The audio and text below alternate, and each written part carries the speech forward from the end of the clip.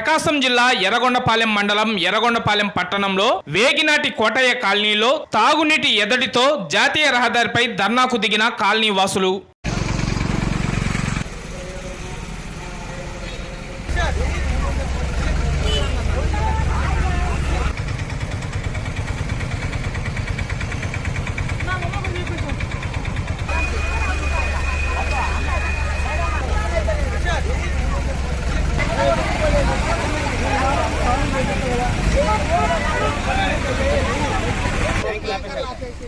సమస్య తీసుకురావాలి, అధికారులకు చెప్పాలి కదా.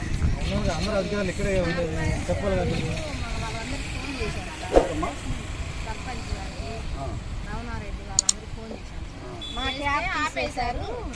ట్యాంకర్లు పైనుంచే మేమేం చేయాలన్నా సార్.